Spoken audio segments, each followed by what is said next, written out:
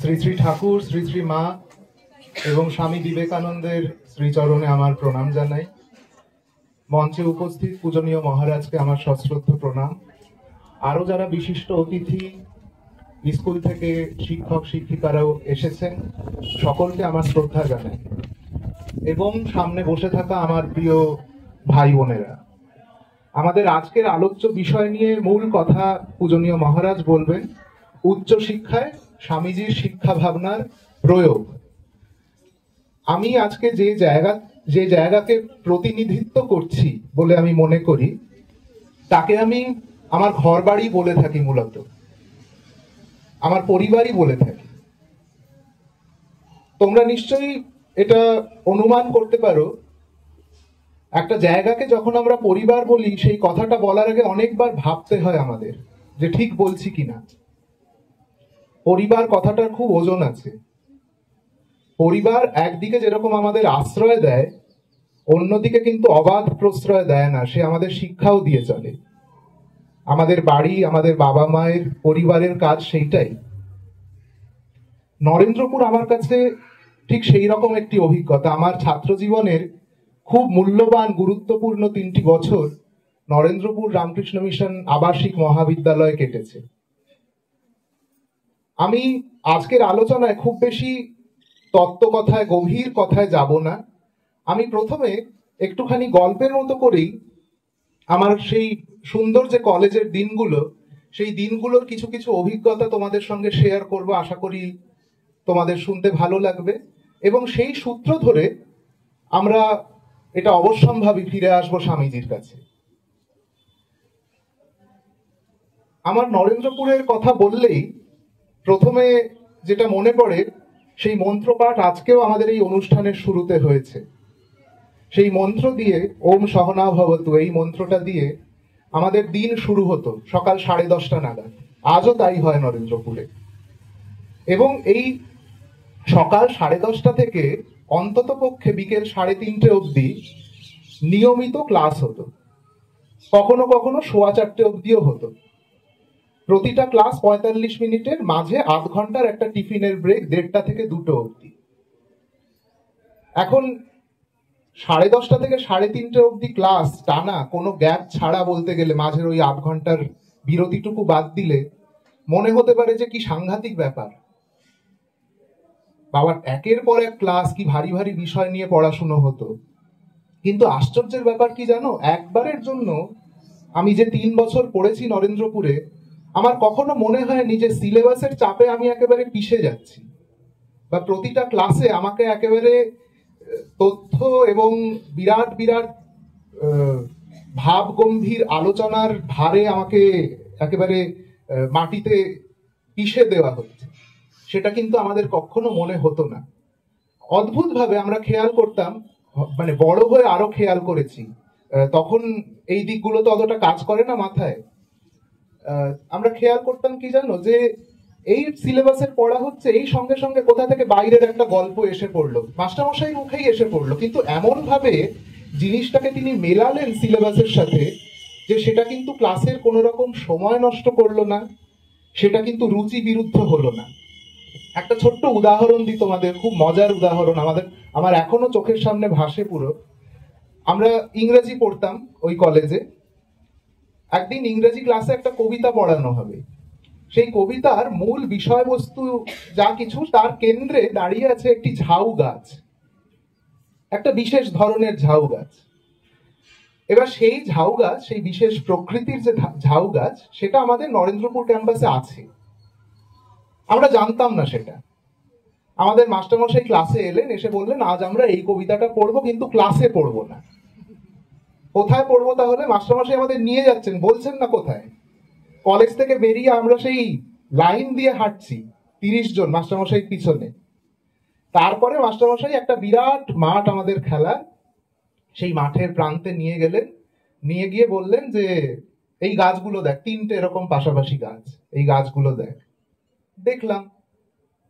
ততক্ষণও আমরা জানি না যে ওই বইয়ের গাছ আর এই গাছ এক জিনিস। তখন আমাদের বলছেন যে ওই যার ওপর কবিতাটা পড়বি, এই তো সামনে দাঁড়িয়ে আছে। সেই দিন আমাদের কিন্তু কবিতাটা ক্লাসে পড়া হয়নি, আমরা পড়েছিলাম ওই গাছের নিচে বসে। কাজেই দেখো কত সাধারণ ছোট ছোট ঘটনা, কিন্তু এর মধ্যে দিয়ে আমাদের সিলেবাস হয়ে উঠতে আমাদের কাছে প্রচন্ড রঙিন। আচ্ছা, 3:30 ক্লাস তো শেষ হয়ে গেল, তারপরে একটু হালকা টিফিন করে আমাদের খেলার সময় শুরু হতো। এইখানেই এবার নরেন্দ্রপুরের যে ইউনিক ব্যাপারটা সেইটা চলে আসে। এটা তো একটা আবাসিক মহাবিদ্যালয়, আমরা থেকে পড়াশুনো করতাম ওখানে, রোজকার যাওয়া আসার ব্যাপার ছিল না। এই ক্যাম্পাস লাইফ শুরু হলো আমাদের। খেলার সময় বিরাট বড় মাঠ, এ মাথা ও মাথা দেখা যায় না, সেখানে খেলা চলছে, ক্রিকেট, ফুটবল এবং ইনডোর গেমের টিটি আমাদের খুব খেলা হতো, টেবিল টেনিস।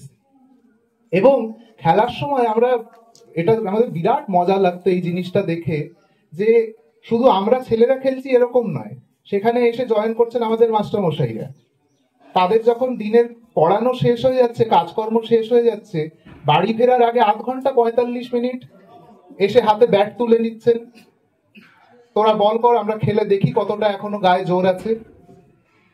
তারপরে টেবিল টেনিসে আমাদের সেই সময় পূজনীয় প্রিন্সিপাল মহারাজ স্বামী সুপর্ণানন্দজি সে সময় ছিলেন, তিনি টেবিল টেনিস খেলতে খুব ভালোবাসতেন। সে ছেলেরা দুজন খেলছে, তার মধ্যে মহারাজ ঢুকে গেলেন যে আমাকে টিটি ব্যাট দে, আমি খেলবো। তো খেলাধুলো এইভাবে চলতো। খেলার সময়ও এখন সীমিত, টানা তো চলতে পারে না। খেলার পর আবার ঘন্টা পড়তো এবং আমাদের প্রেয়ারের সময়, প্রার্থনার সময় আসতো। এবং আমাদের মধ্যে এই একটা খুব মজা চালু ছিল যে নরেন্দ্রপুরের আবাসিক জীবন হচ্ছে ঘন্টায় বাঁধা জীবন। সকালে ভোরবেলা থেকে রাতের বেলা অবধি এক একটা ঘন্টা আমাদের জীবনটাকে ঠিক করে দিত আমরা কি করব। সেই ভোরের ঘন্টা দিয়ে প্রেয়ারে যাওয়া শুরু হতো, সবাই ঘুম থেকে উঠে চোখ কচলাতে চচলাতে যেতাম, আর একেবারে রাতে খাবারের ঘন্টার পর আমাদের সেই ঘন্টা নামা শেষ হতো, তারপর দিন ভোরে আবার শুরু। এইভাবে আমরা এগোতাম। তো যাই হোক, এই প্রেয়ার, তারপরে কিছুটা পড়ার সময় রাতের খাওয়া, রাতে অনেকক্ষণ অব্দি আমাদের স্টাডি রুম যেটা ছিল সেইখানে পড়াশোনা আমরা করতে পারতাম, এই সব কিছু চলতো। এইবার এই সব কিছুর মাঝে এই যে একটা যৌথ জীবন আমরা হোস্টেলে পেতাম বন্ধুদের সঙ্গে, এই যৌথ জীবনে কত কি থাকতো ভাবো। আমাদের খাবার সার্ভ করতে হতো জানো, প্রতি সপ্তাহে আমরা কয়েকজন করে ডিউটি পেতাম ডাইনিং রুমে। বাকি বন্ধুরা, সিনিয়র দাদারা, জুনিয়র ভাইরা যখন খাবে, তখন এই সপ্তাহে এই কজন খাবার সার্ভ করবে। এবার এখানেও খুব মজা হতো, আমার কোনো ঘনিষ্ঠ বন্ধু এক সপ্তাহে খাবার সার্ভ করার দায়িত্ব পেয়েছে, মানে আমার ওপর এবার দায় বর্তায় তার কাছ থেকে সবচেয়ে বড় মাংসের টুকরোটা জোগাড় করার। আমরা সেইটায় উঠে পড়ে লেগেছি। তো এইভাবে আমাদের খাবার সময় সার্ভ করতে হতো, বন্ধুদের সাথে পড়াশুনো, গান বাজনা এসব তো আছেই। এমনকি যখন টানা অনেকদিন করে তো আমাদের হোস্টেলে থাকতে হতো, তারপর হয়তো ছুটি কিছুটা কয়েকদিন বা পুজোর ছুটি, তো এরকম সময় সবাই তো একরকম আমরা নই, বাড়ির জন্য অনেকের অনেক মন খারাপ হয়, হোমসিক যাকে আমরা বলি। সেই বাড়ির জন্য মন খারাপ হলে ভাগ করে নেওয়ার লোক কোথায়? সেই বন্ধুরা। কাজেই এই বন্ধুদের সাথে এই হোস্টেলের জীবন যাপন করতে করতে একটা যৌথ জীবনে আমরা অভ্যস্ত হয়ে পড়ছিলাম আসলে, যদিও বুঝিনি এই যৌথ জীবনের মধ্য দিয়ে নরেন্দ্রপুর আসলে আমাদের কি শিক্ষা দিয়ে চলেছে। দেখতে দেখতে বন্ধুদের সাথে 3টে বছর কেটে গেল, নরেন্দ্রপুরের ছাত্র জীবন আমার শেষ হয়ে গেল। এবং শেষ হয়ে যাওয়ার পর হঠাৎ একদিন দেখলাম সেখান থেকে বেরিয়ে একেবারে জীবনের মাঝ নদীতে এসে পড়েছি একা। এবং তখন প্রচন্ড ইচ্ছে করলো আবার সেই নরেন্দ্রপুরের ছায়ায় ফিরে যাই, আবার মহারাজদের কাছে ফিরে যাই, মাস্টারমশাইদের কাছে ফিরে যাই, কিন্তু সেটা তো সম্ভব নয়, একটা সময় তো সেটা শেষ হয়। কিন্তু জানো, এই মাঝ নদীতে পড়েও হঠাৎ নিজেকে একা অনুভব করেও না, আমরা প্রত্যেকে নিজের নিজের মতো করে কিন্তু এই ঝড় ঝাপটাগুলো সয়ে গেছি। এবং এই যে সয়ে গেছি না, এইখান থেকেই আস্তে আস্তে আমাদের কাছে যত বড় হই, নরেন্দ্রপুর আমাদের কি শিক্ষা দিয়েছে সেটা প্রকট হতে থাকে। এই নরেন্দ্রপুর থেকে পাশ করে যাওয়ার বেশ অনেক বছর পর একটা বই পড়ছি, স্বামীজির বই। সেই বইতে একটা জায়গায় স্বামীজি লিখছেন যে শিক্ষা কি, শিক্ষা কাকে বলবো? শিক্ষা কি তাকে বলবো যে তথ্যের পর তথ্য, ইনফরমেশন আফটার ইনফরমেশন একেবারে আমার মাথার ভেতর হাতুড়ি মেরে মেরে ঠুসে দিচ্ছে, তাকে কি শিক্ষা বলবো? ইনফরমেশনের বাহুল্যই কি শিক্ষা? তাহলে তো লাইব্রেরি আজকে সবচেয়ে বড় পণ্ডিত, কম্পিউটার আজকে সবচেয়ে বড় পণ্ডিত, কই তা তো হয় না। সেই তো মানুষেই আমরা ফিরে আসি। তাহলে শিক্ষা কাকে বলবো? স্বামীজি একদম ব্যর্থহীন ভাষায় বলছেন 3টে পয়েন্ট। শিক্ষা হবে লাইফ বিল্ডিং, যে জীবন গড়ে তুলবে। শিক্ষা হবে ম্যান মেকিং, মানুষকে যে তৈরি করবে। এবং শিক্ষা হবে ক্যারেক্টার মেকিং, যে চরিত্রবান মানুষ তৈরি করবে। এই 3টে জিনিস যখন একত্র হয় তখন সেই শিক্ষার প্রভাব আমরা বুঝতে পারি। এবং এইটা পড়তে পড়তেই আমি ভাবছিলাম সেই সময় যে আচ্ছা, নরেন্দ্রপুর কি আমাদের অজান্তেই আমাদের আসলে এই শিক্ষাটা দেয়নি? এই life building, man making, character making শিক্ষাই কিন্তু নরেন্দ্রপুর আমাদের ক্রমাগত দিয়ে চলেছে। এবং তখন মনে হতো যে নরেন্দ্রপুর না থাকলে কি হতো। কোনো একটা কলেজে ঠিকই পড়তাম, হয়তো নিজের মতো একা একা থাকতাম, কলেজের খাতায় একটা রোল নাম্বার হয়ে থেকে যেতাম, এবং একটা সংকীর্ণ দৃষ্টিভঙ্গি, একটা সংকীর্ণ পরিসরের মধ্যে বড় হওয়ার একটা ব্যাপার হয়তো আমার চলে আসতে পারতো, নাও আসতে পারতো। সবাই তো নরেন্দ্রপুরে পড়ি না, তারপরেও তো কত ভালো মানুষ আমরা চারদিকে দেখি। কিন্তু এই সম্ভাবনা হয়তো কোথাও ছিল, কিন্তু সেই সম্ভাবনায় আমাদের যেতে হয়নি। নরেন্দ্রপুরে আমাদের মূল বিষয়টাই ছিল কি জানো? অনেক মানুষে মিলে মিলেমিশে থাকা। এবং বুঝতেই পারছো, মিলেমিশে থাকা তো ওরকম হয় না সবার সঙ্গে সবসময় মতের মিল হয়ে যাচ্ছে, কখনো সম্ভব না। ওটা একটা রূপকথার গল্প। একসাথে আছি মানেই সেখানে একটু মন কষাকষি হবে, মনোমালিন্য হবে, বন্ধুদের ওপর একটুখানি অভিমান হবে, মহারাজরা যখন আমাদের বকবেন, মাস্টারমশাইরা যখন শাস্তি দেবেন, তাদের উপর রাগ হবে অযথা যে কেন এরকম করলেন। কিন্তু সেই রাগ করে থাকবো কতক্ষণ? থাকতে তো হবে এখানে এক ছাতার তলায়। আস্তে আস্তে কি করি আমরা? আমরা সবার সাথে একসাথে চলতে চলতে নিজেদেরকে একটু অ্যাডজাস্ট করে নিতে শিখি। এইটা কিন্তু তোমরা আজকে ক্লাস 11, 12 বা আরো নিচের ক্লাসে যারা আছো, যদি থাকো, তোমরা এখন না বুঝলেও পরে বুঝবে। বড় হওয়ার পর জীবনে এই অ্যাডজাস্টমেন্টের শিক্ষা বিরাট শিক্ষা, যেটা ওরকম তোমার ঘাড় ধরে কোনো রিং মাস্টার করিয়ে দেবেন না। তোমার শিক্ষা তোমার বড় হয়ে ওঠাই তোমাকে অ্যাডজাস্ট করতে শেখাবে, তোমাকে সেটা শিখে নিতে হবে। এই অ্যাডজাস্টমেন্টের শিক্ষা আমরা নরেন্দ্রপুর থেকে আস্তে আস্তে পেয়েছিলাম। এবং সব শেষে গিয়ে কিন্তু ওই মন কষাকষি, দলাদলি এগুলো মনে ছিল না, মনে ছিল কি ভালোবাসা। এবং ভালোবেসেছিলাম বলেই নরেন্দ্রপুরকে, আমার বন্ধুদের, আমার মাস্টারমশাইদের, মহারাজদের শ্রদ্ধা করেছিলাম, ভালোবেসেছিলাম বলেই আজকে এত বছর পরেও এই কথাগুলো আমার মনে পড়ছে এবং তোমাদের কাছে আমার বলতে ইচ্ছে করছে। আর দু একটা ছোটখাটো জিনিস বলার, সেটা হচ্ছে এই সমস্ত কিছুর মধ্য দিয়ে এই হোস্টেলের বন্ধুদের হইচই, একসাথে কিছু কাজ করা, কোনো ডিউটি ভাগ করে দেওয়া, প্রেয়ার রুমে ডিউটি থাকছে, ডাইনিং রুমে ডিউটি থাকছে, এই সমস্ত কিছুর মধ্যে দিয়ে নরেন্দ্রপুর কয়েকটা জিনিস আমাদের শিখিয়ে দিয়েছিল, যেগুলো এখন আফটার থট হিসেবে আসে। আমরা এখন ভাবলে মনে হয় কি কি জিনিস শিখিয়েছিল বলে আমি মনে করি। নিষ্ঠা, সিনসিয়ারলি একটা কাজ করা, সময়ানুবর্তিতা, সময়ের মধ্যে একটা কাজ করা, সততা, সৎভাবে নিজের দুর্বলতা এবং নিজের ক্ষমতা দুয়ের প্রতি সৎ থেকে একটা কাজ করা, এবং সর্বোপরি ভালোবাসার শিক্ষা দিয়েছিল। সেই ভালোবাসা এত বিরল যে চারদিকে তাকালে সহজে দেখা যায় না।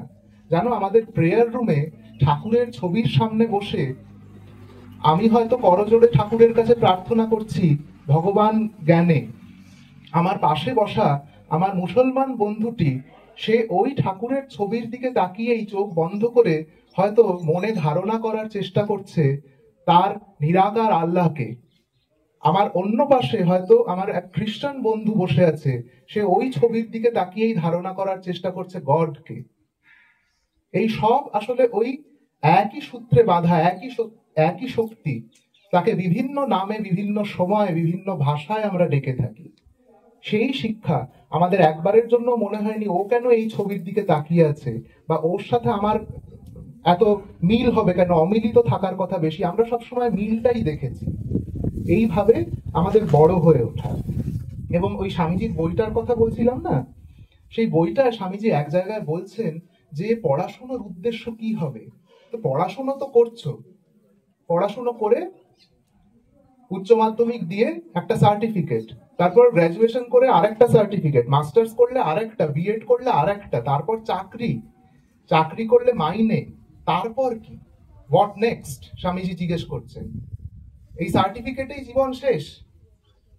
স্বামীজি বলতেন কেরানিগিরি করেই যাবি?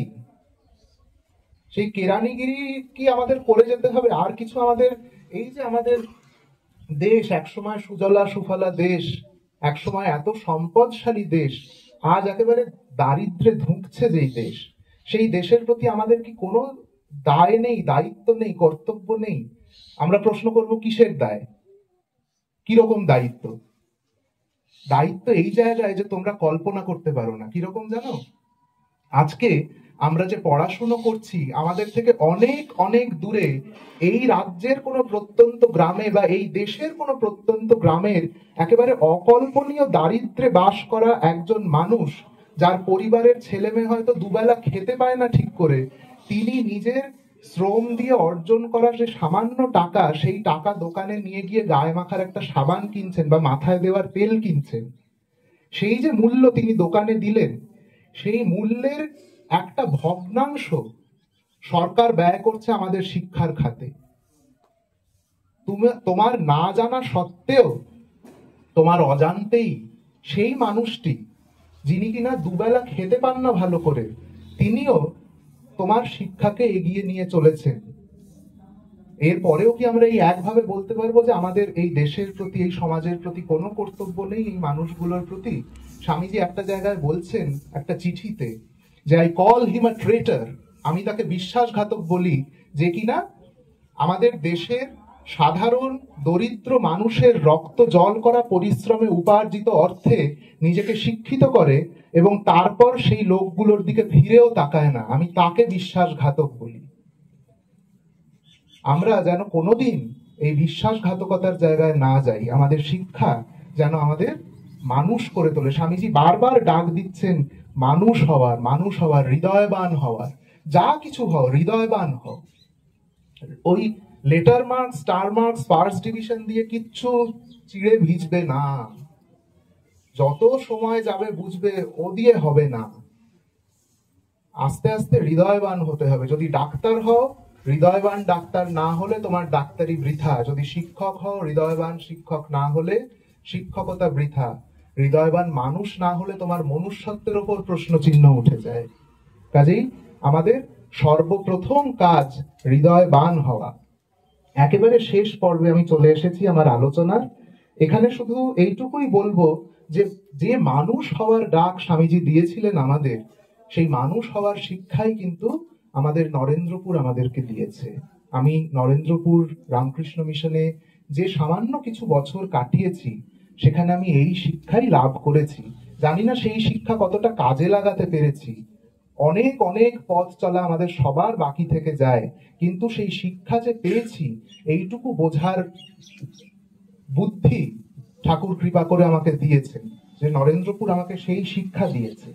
কাজেই এই হচ্ছে নরেন্দ্রপুরের শিক্ষা, এবং খুব সংক্ষেপে বলতে গেলে এই হচ্ছে রামকৃষ্ণ ভাবধারার শিক্ষা।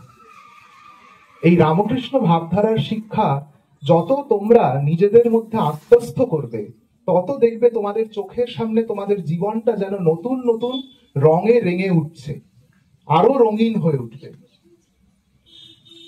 পারলে একটু জীবনের সময় সুযোগ করে স্বামীজির কথা পড়ো। আজকে এই মঞ্চ আমার মনে হলো এটা বলার খুব উপযুক্ত জায়গা। স্বামীজির কথা সবাই একটু হলেও পড়ো, এক দু লাইন করে হলেও দিনে পড়ো। দেখবে জীবন থেকে হতাশা দূর হয়ে যাবে। তোমাদের নিয়ে আমাদের এই একটা খুব অভিযোগ থাকে আজকের সময়, যে তোমরা খুব সহজে হতাশ হয়ে পড়ো। একটা কিছু হলো না, হতাশ হয়ে গেলাম, ছেড়ে দিলাম, ও হবে না আমার দ্বারা। স্বামীজি কিন্তু কোনোদিন এই দিকটার কথা বলেননি। 100 বার পারবে না, আবার চেষ্টা করো, আবার পারবে না, আবার চেষ্টা করো। তুমি জীবন ভর চেষ্টা করে যাও, তুমি চেষ্টা করেছো, এটাই তোমার মনুষ্যত্বের প্রমাণ। সাফল্য ব্যর্থতা পরে আসে। স্বামীজি পড়ো, দেখবে হতাশা চলে যাবে, কাজে উদ্যম পাবে। এবং এই কাজ দিয়েই কিন্তু আমাদের মানুষকে ভালো রাখতে হবে। সবার জন্য অনেক রকম এভিনিউ আছে। সবাই হয়তো পড়াশোনায় দুর্দান্ত হব না, সবাই হয়তো বিরাট বড় বড় ডাক্তার হব না, ইঞ্জিনিয়ার হব না, অধ্যাপক হব না, কিন্তু কিছু তো পারি আমরা। আমরা কিচ্ছু পারি না এটা হতে পারে না, কারোর পক্ষে আমি মানি না এটা সম্ভব। আমরা কিছু না কিছু ঠিক পারি। নিজের এভিনিউ খুঁজে বার করো, কোন দিকে যেতে চাও। ভালো খেলতে পারো, ভালো গান গাইতে পারো, ভালো নাচতে পারো, অভিনয় করতে জানো, কিছু না কিছু তুমি পারো। সেইখানে সৎভাবে উদ্যমী হয়ে এই কাজগুলো করো, এবং দেখবে যত সততার সঙ্গে, নিষ্ঠার সঙ্গে সময় রেখে এই কাজগুলো করছো, তত তুমি একজন ভালো মানুষ হয়ে উঠছো। আমাদের আজকের পৃথিবীতে না সব আছে। আমাদের অনেক টাকা পয়সা কুক্ষিগত হয়ে আছে অনেকের কাছে, আমাদের বিরাট বড় বড় ঘর বাড়ি গাড়ি, চারদিকে শপিং মল, এই সেই প্রচুর আছে আমাদের, কোথাও অভাব নেই, প্রাচুর্যই প্রাচুর্য। অভাবটা কিসের হয়ে গেছে? আমাদের পৃথিবীতে ভালো মানুষের অভাব হয়ে গেছে। এই জায়গাটা আমাদের দেখতে হবে। আমাদের ওরকম শরীরে মানুষ হওয়া নিয়ে কথা নয়, দেখতে মানুষের মতো হলে চলবে না, মনটা মানুষের মতো হতে হবে। এবং এরকম মানুষ হতে হবে যে জাতি ধর্ম নির্বিশেষে সব মানুষকে তো ভালোবাসবেই, কিন্তু সেখানে থেমে থাকবে না, তার ভালোবাসা ছড়িয়ে পড়বে সর্বজীবে। স্বামীজি সখার প্রতি কবিতায় বলছেন, ব্রহ্ম হতে কীট পরমাণু, সর্বভূতে সেই প্রেমময়, মন প্রাণ শরীর অর্পণ করো সখে, এ সবার পায়। সেই সর্বভূতে সর্বজীবে ভালোবাসা প্রয়োজন। একটা গাছ অনৈতিকভাবে কাটা হতে দেখলে তুমি যাতে গিয়ে তার প্রতিবাদ করতে পারো, এমনকি পথ কুকুর বা পথ বেড়ালটির প্রতিও যেন তোমার মনে দরদ থাকে। জাস্ট তোমার নিজের আনন্দের জন্য তাদের গায়ে ঢিল ছুঁড়ে মজা পেলে, কালী পুজোর রাতে তাদের লেজে পটকা বেঁধে বাজি ফাটিয়ে খুব মজা পেলে, এগুলো কিন্তু মনুষ্যত্বের পরিচয় নয়, এগুলো ভালো মানুষ হওয়ার লক্ষণ নয়। স্বামীজির শিক্ষা আমরা যদি গ্রহণ করি, স্বামীজির শিক্ষা ভাবনা যদি সত্যি সত্যি আমাদের উচ্চ শিক্ষার পথে চালিত করে, তাহলে আমাদের কেবলমাত্র রেজাল্টের শিটে নয়, মার্ক শিটে নয়, সার্টিফিকেটে বা ডিগ্রিতে নয়, আমাদের জীবনে ভালো মানুষ, বড় মানুষ হয়ে ওঠা খুব দরকার। আমি ঠাকুর, মা, স্বামীজি সবার কাছে প্রার্থনা করি, তোমরা প্রত্যেকে, তোমাদের দৃষ্টি খুব উজ্জ্বল, তোমাদের মন এখনো স্বচ্ছ, তোমরা প্রত্যেকে খুব ভালো মানুষ হয়ে ওঠো। ভালো থেকো।